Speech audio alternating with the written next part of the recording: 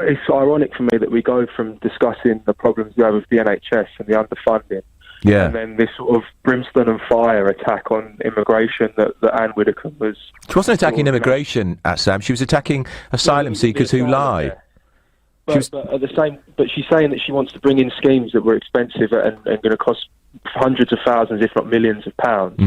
And at the same time, we're sitting here saying that it's a disgrace that we're having to pay this amount of money on our underfunded NHS for the parking. But if we curbed illegal immigration, Sam, there'd be a lot more money for the NHS. But do you not think that if we targeted issues that actually, like, for example, things such as bankers avoiding paying property tax... Here you go, you lot. Here you go, you lot. You just won't accept, will you, Sam? Sam, you just won't accept that immigration is out of control in this country and has been for years, and your usual excuse is, oh, what about the bankers? The bankers pay a lot of taxes, Sam. They pay a lot of taxes. I pay a lot of taxes. I'm sure you do. I'm fed up paying for illegal immigrants coming into this country with a system that is failing, and now we've got judges conniving and contriving to let them stay. But why is the system failing in the first place? Because there's not enough immigration officers. I'd employ far more, and I'd do exactly what Widdecombe would do. I'd get them on the plane so that we can send them straight back. No, you're using immigration as a way of deflecting from the social... No. Why don't you people on the left accept that immigration is far too high? Why won't you accept it? Jeremy Corbyn refuses to say whether a Labour government would cut immigration, because we know the answer: they won't. Because to me, nationality is irrelevant. And it doesn't matter if someone's Albanian or British or Irish. How many more do you want us to come in, Sam? How many would you let come in every year? Sam, how many people would you let come in every year? If you let me answer... Yeah, go on then. I'll wait for your answer. Of course there has to be some form of process for allowing people into the country due to the unemployment problem that we have at the moment. I'm not saying that. I'm not saying that there should be an open door immigration policy at all. And I do agree with you that if someone does come to the country and they aren't asylum seekers, then of course they shouldn't be given the benefit and the right to live in the country.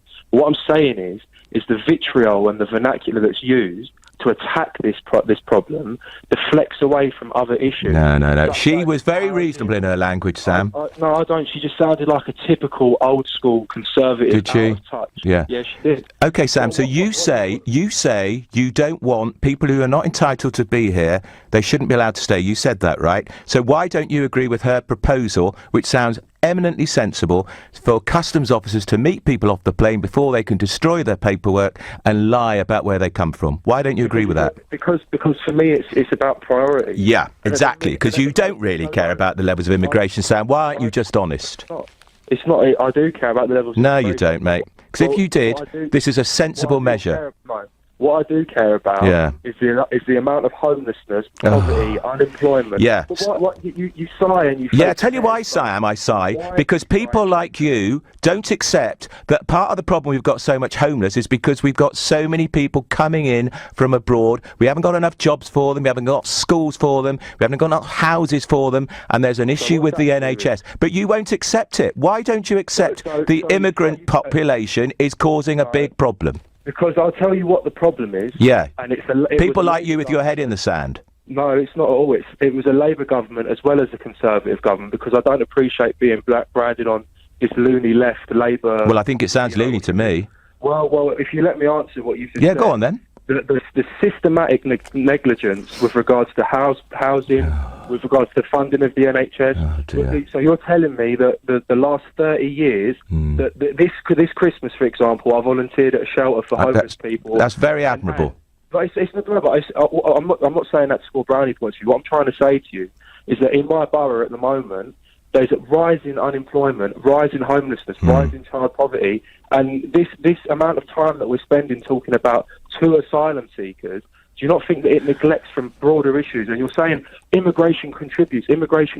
Sam, it's about Sam, Sam, a conservative estimate, there are 500,000 illegal asylum seekers still living in Britain. From? Where is that? It's from, but the Home Office admit it in their own statistics. They haven't kicked them out. You don't think that's an issue about jobs and the pressure on the NHS and schools? You're deluded, my friend. We will make America great again.